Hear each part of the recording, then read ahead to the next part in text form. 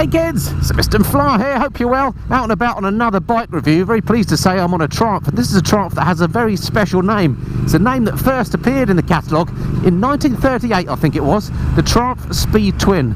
Well, they've reintroduced the name for the 2019 model year and stuck it on a big 1200cc bruising machine. This is the 2019 Triumph Speed Twin. If you're interested in this motorcycle, stick around and stay tuned.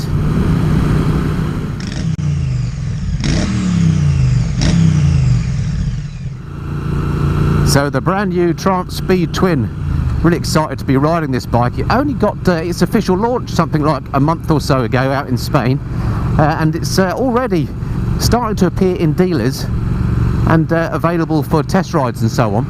I'm really pleased the way that bike manufacturers, not just Triumph but others now are announcing bikes, getting the official launches and then having them available in the dealers a bit quicker, which is much better than it used to be. A few years ago you'd be waiting for months, but anyway, I digress. So here we are on the Speed Twin. It's the bike that I've been waiting for Triumph to build actually in their retro sort of Bonneville range, because it's got the engine out of the Thruxton, which everybody agrees is, well, I think pretty much everybody I've heard reviews from, is an absolutely amazing engine.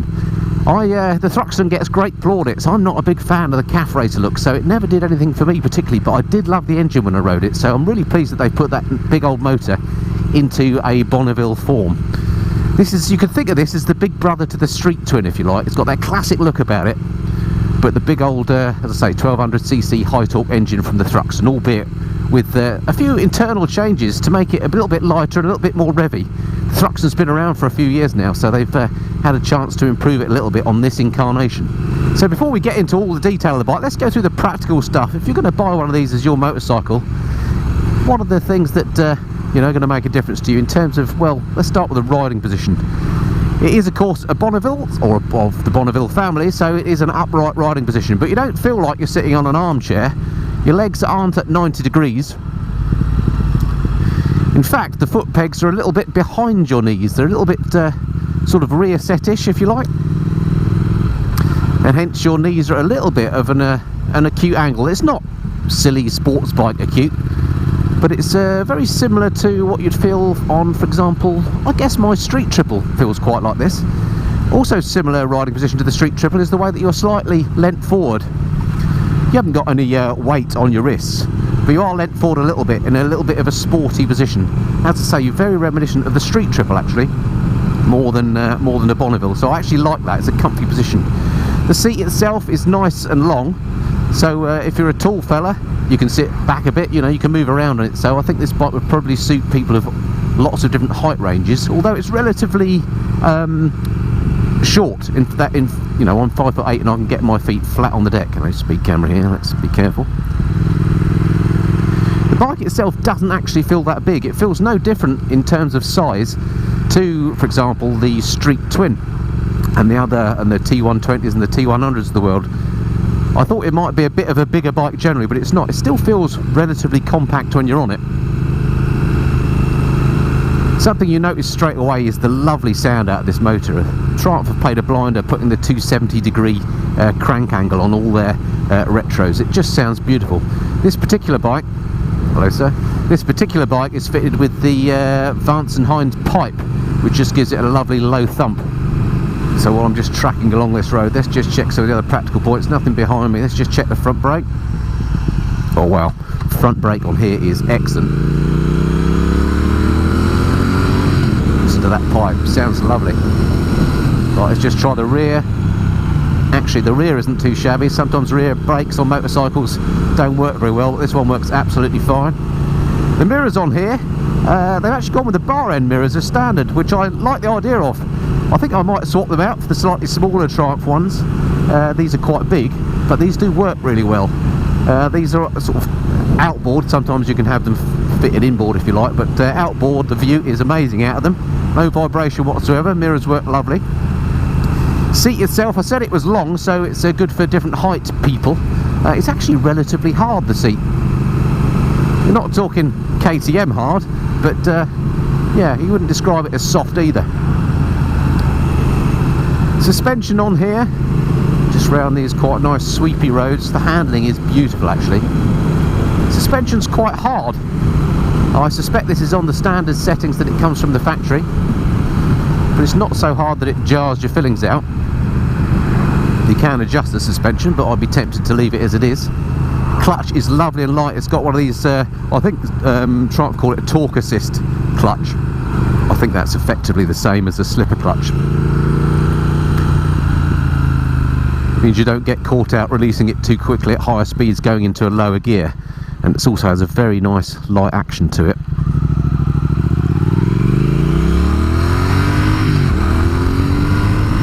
Wow, this bike really does shift as well. It's all about the torque on this machine. It just pulls like a train. Yeah, you need that slightly canted forward riding angle because it helps you hold on to the thing. Oh yeah, already, even though I've only been riding the bike 10 minutes, this is definitely the best Bonneville I've ridden in terms of performance. Very, very nice. Oh, rather usefully, he's turning off. So I'm going to be riding my favourite little Hemel Hempstead test route that has a bit of everything. A few of these faster sweeping roads, got some nice bits through the countryside, and we've got some town bits and some faster roads as well. So it should be a relatively good first ride test of this bike. But already I can tell it's really, really nice. Something else I like that they've done with this is they've included the twin clocks off the Thruxton. The instrument binnacle on here I really like. Might be a little bit complicated in terms of some of the detailing they put in them. I would have liked them maybe a little bit plainer, but that's just a personal preference thing. I do like the finish on here. The bezel is really nice. Some great little touches. What I don't like very much is this plastic brake reservoir. Why don't just put an anodised one on there as standard, I don't know. I'd certainly change that. But yeah, on these sort of sweeping country roads, the handling is just lovely. The bike is pretty well sorted for electronics, traction control, ABS. It's the more basic flavour, it's not the lean angle sensitive stuff, but nonetheless, it's nice to have a bike that's in this sort of retro style that has those, what I think are really useful safety aids as well. In fact, I've already felt the traction control kick in a little bit earlier. It's a little bit slippery out. It's only 4 degrees and I'm recording this on a February day. It's quite damp on the roads. But even on these damp roads, I've got great confidence in the bike, I have to say. It's a really nice ride. Okay, let's head up this way. This is one of my favourite roads for giving it a little bit of the beans. Let's go to second. Nothing behind me. Here we go.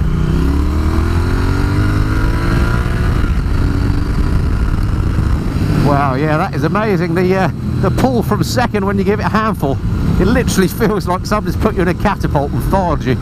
Really, really nice. The way the boffins at Triumph have got this torque sorted out as well, it's not really a torque curve, I understand. It's more linear, and what that means in real road riding is that whatever gear you're in and pretty much at whatever speed, the engine just wants to pull. I really like that. Makes it a very very practical proposition for riding. I just mentioned the electronics a little bit earlier, the ABS and the traction control, which is switchable, by the way, although why you want to turn it off is beyond me. It's also got riding modes on this. Road, rain and sport. I've currently got it in sport mode, which is probably why it's so lively. And of course rain mode and road mode just dumb it down, as you would imagine, but I'm leaving it in sport because it's just so darn fun. So this is a slightly more bumpy country lane now, and yeah, I'm starting to feel that the suspension is quite stiff as standard, so I might be tempted to dial that down a little bit if it were my bike. Alrighty, let's get up here to one of my favourite walk around spots and let me show you the bike. Alrighty, here we are at one of my favourite stops for a walk around. Don't know why it is, but but it is. Let's stick it here and hope I don't get in anyone's way. Right, what's the stand like? Let's stick her in neutral. Very easy to find neutral. The stand, it's got a little leg, so it's quite easy to find. Nice short stand. There we go. Marvellous. Right, so here she is, the 2019 Triumph Speed Twin. What a beast. Triumph have done their thing on this. It's got some lovely little bits of fit and finish on here. It's got a few extras on here. So, for example, these indicators are an aftermarket or an add-on. Similarly, this this trim here on the light I think is an extra as well, and I've already mentioned the Vance and Hines pipe. Alrighty, lovely looking bike. I think you'll agree if you like classic style bikes. Let me get the other camera out and I'll talk you through the spec in the usual way. Right, here she is then, the Speed Twin. So let's start off then with this engine. As I mentioned, the engine out of the Thruxton, the 1200cc high torque engine. It's had some clever bits and pieces lightened up in the internals to make it spin up a little bit quicker. It now puts out 96 brake horsepower. It's 6,750 RPM, which is quite near the top end. I think the red line is something like 7,000. But as I mentioned, the torque is linear. It's there all the time. The torque this puts out all the way 112 Newton meters, but it's pretty much there in any gear at any speed. So really nice bike to ride practically on roads, so to speak. The brakes on here, high spec Brembos. Let's come around the front and show you. Here we go. Bingo. These ones need a bit of a clean, but these 305mm discs here, 4-pot calipers with ABS, as I say. On the back we've got a single 220mm disc, and again we can see the ABS ring, etc. Why they've put the caliper at the bottom so it gets all that crud in it, I don't know, but there we go. We can also see the twin Vance and Hines pipes that this one's got here, which make that lovely sound. They are extras, as I say. Suspension, 41mm forks on the front. 120mm of travel, and on the rear you've got these twin shock affairs that sort of look authentic. What else can I do? Seat height 807mm, so not super low but not super high either. I can get my feet flat on the floor. I've only got I'm 5'8" with a 32-inch inseam, and I can flat foot this, so it's a nice easy bike to handle in that respect. Weight wise 196 kilograms, so not super light but not heavy either. It's a little bit lighter than the Thruxton, in fact, the bike that carries the same engine, as I say. Tank capacity on here 14.5 litres. Tramp say you'll get 59 miles per gallon out of it. I've no reason to disbelieve them. Lovely detailing on the tank here, that sort of Monza style fuel cap, which is it just flips up and then it's lockable under there, and then this one has the lovely grey paint job. The paint job on this, by the way, 300 quid extra over the standard black. You can also get it in a red paint scheme as well. I think this is probably the better colour for me personally. Electronics I've talked about, ABS, switchable traction control, 3 riding modes, LED lighting as standard, although as I say these particular indicators are aftermarket ones from the Triumph catalogue. All sorts of extras you can buy for the thing, 70 plus accessories in the catalogue. If you want to buy one, according to the Triumph website, £10,500 they start from. That's the jet black one. If you want one of these paint schemes, then you've got to add another 300 quid to that. Alrighty, what else to say? Let me show you the switchgear while we stopped. Nothing complicated, but nice and easy to use. Here we've got the information button. You press that to change things like trip computers, etc. The mode button to change the engine modes, very straightforward to use. Indicator switch I find a little bit fiddly, to be fair, but you know, nothing complicated about the switchgear. And there's that brake reservoir, which although plastic, you know, looks better than your standard white plastic ones of old, but I still think would be better if it had an anodised finish. But there we go. Those lovely clocks show you the detail there. Might be a bit complicated, but I do like all the finish of those, as I mentioned before, and little details like where it says Speed Twin here on the top there. Look at that lovely jubbly. What else? Let's show you the engine. Again, the great finish that Triumph does on their bikes these days. Not too sure about this bit. This bit is a little bit Flash Gordon-y, but other than that, I think they've done a really nice job. Alrighty, so much for that. Let's jump back on, ride us some more. Alright, actually a good chance to see what the old turning circle's like on her. Let's give her a start. Certainly sounds the biz. Nice. Right, full lot. Yeah, pretty good turning circle actually. Yeah, not bad at all. Right, how are we looking?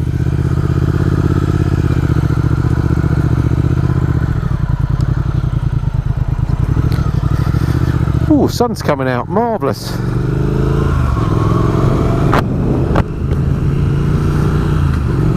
Excellent. So on the switchgear front, it is all very straightforward on here. I would just say that I find that indicator a little bit fiddly to get at. Don't know why, I've not noticed that on previous Triumphs, and I'm sure this is no different, but probably just a matter of, you know, muscle memory. But other than that, switchgear is fine. What a tremendous noise this engine makes. Must just take this opportunity to thank the guys up at Hart's Triumph for letting me ride the bike. Well worth a visit up to the showroom there. All the current Triumphs in, as you'd expect. Loads of demo models. If you want to have a ride, have a chat to Thomas or Ben or one of the other guys up there. I'm sure they'll be happy to hook you up on a test ride, maybe even on this very bike. If you're in the Hemel Hempstead area, it's worth going up because there's free coffee, so you can always have a warm-up. Yeah, for roads like this bike is just lovely. It's a shame actually that it's winter time that I'm test riding it in a way, because on a summer's afternoon just poodling along roads like this, where you wouldn't have to poodle, you could go around them very fast indeed if you'd want to. Then it's just a lovely bike for that sort of thing. If I was in the market for one of these sort of machines, I think I'd be a bit torn between this and say the T120, because of course the T120 has a similar engine in it. It's a very similar bike. I'm not quite sure which one I'd go for. I think this definitely feels, as I say, a little bit more sporty in terms of its riding position, and indeed with those engine updates it goes better. So I might be tempted to sway this way, I must say.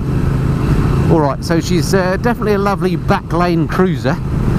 Let's go and take her into a bit more of a built-up area. I'll get up to Berkhamsted up here. It's always busy there, and see what she's like in a bit of traffic.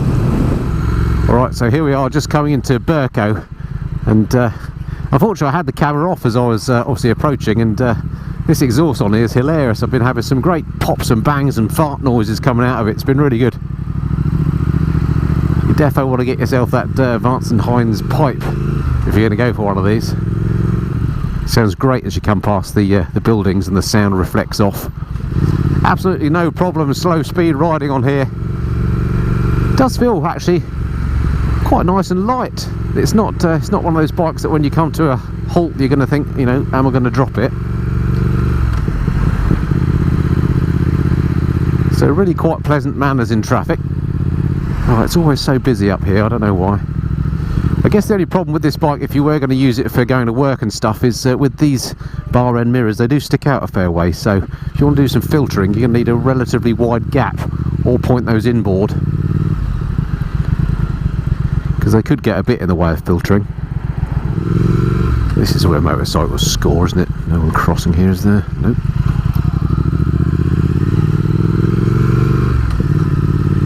Look at this traffic. Gotta love the southeast, haven't you? It's not like it's a Saturday or something. Alright, let's get out of this busy part. Let's find a faster road, see what she's like when she's going at high speeds. Speak to you in a minute. Alrighty, here we are on a faster road. Quickly up to 70 miles an hour and beyond if you want to. Yeah, this isn't one of those bikes that you're ever going to feel is underpowered. Here I am, look, I'm doing an indicated 75 on this bit of dual carriageway. There's absolutely loads more to give. In terms of wind protection, well, of course there isn't any. It's a naked bike, so I've got full wind blast at me, so that's going to limit your speed to a degree. The good news is the wind flow is nice and clean. It's not turbulent air, so and also this leaning forward angle means you're canted against it quite nicely. So actually riding on motorways I don't think would be a fatiguing affair on this bike. I think overall this bike would make a pretty good all-rounder actually. There's not much you can't do on this bike. I think you can tour on it fine, you can go to work on it fine, and you can have fun of a weekend. Yeah, faster roads on this bike, absolutely no issue at all. Very, very nice. Feels nice and planted at speed. Love the sound of this engine. Absolutely beautiful. Right, well I better get this bike back to the dealers, otherwise they're going to think I've run off with it. But yeah, I'm struggling to find anything bad about this bike. Handles nicely, goes really well. You could sort of think of it as almost as a sporty Bonneville, if you like. Feels thoroughly modern to me, because of course it is thoroughly modern. The only thing this particular bike could do with today is some heated grips. But other than that, the gearbox is nice, the clutch works nicely, the brakes are great, the handling's good, it's comfortable. Yeah, I think in terms of if you want a Bonneville that's a performance bike, this is definitely the one to go for. If you want a bike that's just a pose machine, there may be Bobber or T120 perhaps. if this sort of classic look is your thing. But if you want a bike that actually handles and goes, well, actually not that dissimilar to something like a street triple, then yeah, the Speed Twin is the one to go for. Really, really nice bike. Really enjoyed that. Alrighty, if this is the first time you've seen one of my videos, thanks very much for watching. I don't just do bike reviews here on the Vissenden Fly, but I do trips and tours, I do how to look after your bike, I do bits and pieces on bike news, I do the odd monthly live stream as well. It'd be great to have you along for further videos. Do hit that subscribe button if you haven't done already, and it would be good to see you again. Alright, I hope that's been of some interest to you, and look forward to speaking to you again soon. Until then, this has been the Vissenden Fly. Cheerio.